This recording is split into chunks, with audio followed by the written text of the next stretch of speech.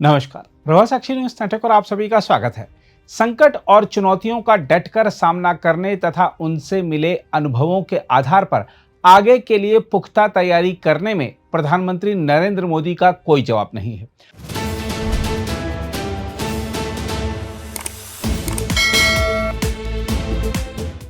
पश्चिम Asia में Iran युद्ध के बाद पैदा हुए तनाव और हॉर्मुज जलडमरू मध्य में ऊर्जा आपूर्ति बाधित होने के चलते भारत ने अपनी ऊर्जा सुरक्षा को लेकर जो सबसे महत्वाकांक्षी कदम उठाया है, वह दर्शाता है कि प्रधानमंत्री मोदी कितनी दूरदर्शिता रखते हैं।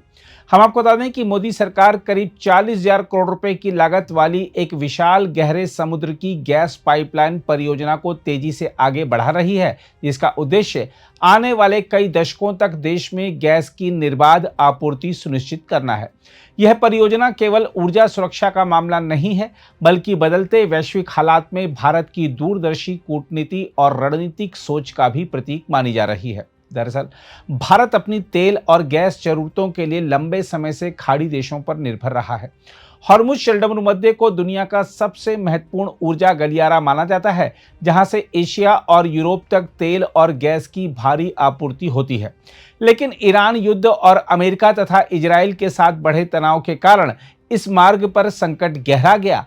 फरवरी में ईरान की ओर से इस मार्ग पर प्रभावी रोक लगाए जाने से वैश्विक तरल प्राकृतिक गैस आपूर्ति में 20% से अधिक गिरावट आई और अंतर्राष्ट्रीय बाजार में गैस कीमतों में तेज उछाल देखा गया।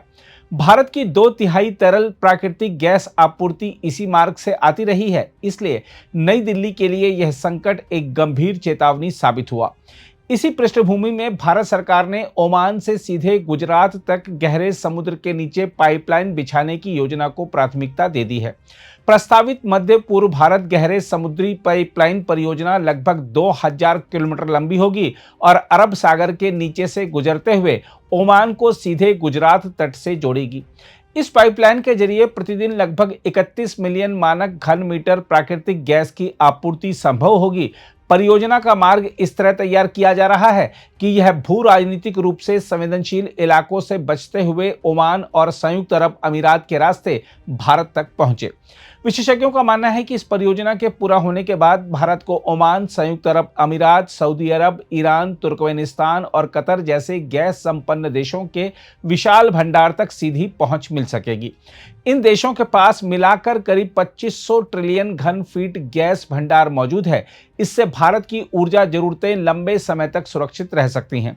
पेट्रोलियम मंत्रालय के वरिष्ठ अधिकारियों के अनुसार केंद्र सरकार इस परियोजना को सर्वोच्च प्राथमिकता के साथ आगे बढ़ा रही है।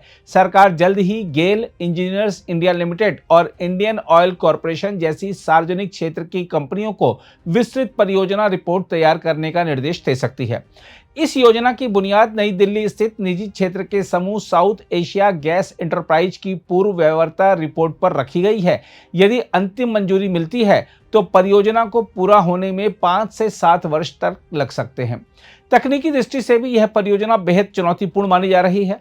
पाइपलाइन को समुद्र तल से करीब 3450 मीटर की गहराई में बिछाने की योजना है, जिससे यह दुनिया की सबसे गहरी समुद्री पाइपलाइन परियोजनाओं में शामिल हो सकती है। हालांकि हाल के तकनीकी अध्ययनों में गहरे समुद्र में पाइप बिछाने और मरम्मत की आधुनिक तकनीकों के कारण इसे व्यवहारिक बताया गया है। साउथ एशिया गैस एंटरप्राइज का दावा है कि प्रस्तावित मार्ग पर करीब 3000 मीटर परीक्षण पाइपलाइन पहले ही बिछाई जा चुकी है, ताकि समुद्री तल की स्थिति का अध्ययन किया जा सके।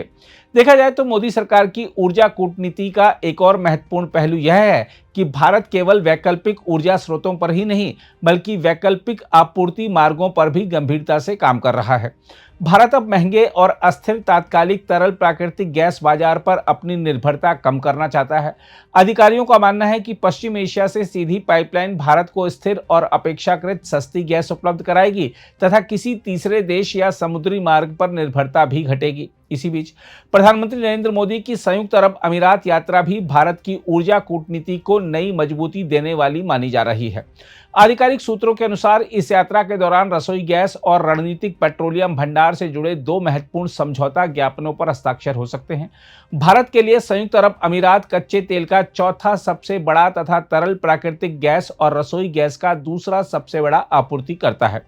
प्रधानमंत्री मोदी संयुक्त अरब अमीरात के राष्ट्रपति मोहम्मद बिन जायद अल नहयान के साथ ऊर्जा सहयोग, द्विपक्षीय संबंधों और क्षेत्रीय हालात पर व्यापक चर्चा करेंगे। पश्चिम एशिया में बढ़ते तनाव के बीच यह यात्रा इस बात का संकेत है कि मोदी सरकार केवल वैकल्पिक परियोजनाओं पर ही नहीं, बल्कि खाड़ी देशों के साथ रणनीतिक साझेदारी को भी लगातार मजबूत कर रही है। इसके साथ ही भारत यूरोप और पश्चिम एशिया को जोड़ने वाले आर्थिक गलियारे तथा उन्नत प्रौद्योगिकी सहयोग पर भी बातचीत होने की संभावना है, जिससे भारत की वैश्विक रणनीतिक स्थिति और सशक्त होगी। हम आपको बता दें कि भारत में प्राकृतिक गैस की मांग लगातार बढ़ रही है। वर्तमान में देश की खपत लगभग 190 से 195 मिलियन मानक घन मीटर प्रतिदिन है, जो 2030 तक बढ़कर 290 से 300 मिलियन मानक घन मीटर प्रतिदिन तक पहुंचने का अनुमान है। इसी अवधि में तरल प्राकृतिक गैस आयात भी 180 से 200 मिलियन मानक घन मीटर प्रतिदिन तक पहुंच सकता है। ऐसे में यह परियोजना भारत की भविष्य की ऊर्जा जरूरतों को ध्यान में रखते हुए बेहद महत्वपूर्ण मानी जा रही है। उधर पश्चिम एशिया में तनाव के बावजूद भारत ने अपनी आपूर्ति श्रृंखला को मजबूत बनाए रखा है। वियतनाम के ध्वज वाला रसोई gas tanker NV Sunshine 46,000 ton gas लेकर सुरक्षित रूप से हॉर्मुज जलडमरू मध्य पार कर न्यू मंगलुरु की ओर बढ़ चुका है। इससे पहले सिमी नामक टैंकर भी सफलतापूर्वक यह मार्ग पार कर चुका था। यह जहाज भारत के 41 जहाजों वाली विशेष आपूर्ति और निकासी योजना का हिस्सा है, जिसमें भारतीय नौसेना समेत कई एजेंसियां समन्वित रूप से काम कर रही हैं। बहरहाल, पश्चिम एशिया संकट के बीच भारत ने जिस तरह तेजी, संतुलन और दूरदर्शिता के साथ अपनी ऊर्जा रणनीति तैयार की है, वह मोदी सरकार की सक्रिय कूटनीति और मजबूत वैश्विक संबंधों का स्पष्ट उदाहरण बनकर सामने आया है। अगर आप भी लेना चाहते हैं देश दुनिया की तमाम जानकारी, तो आज ही सब्सक्राइब करें हमारे चैनल को। साथ ही नीचे दिए बेल आइकन को जरूर दबाएं ताकि हर अपडेट आप तक पहुंच सके।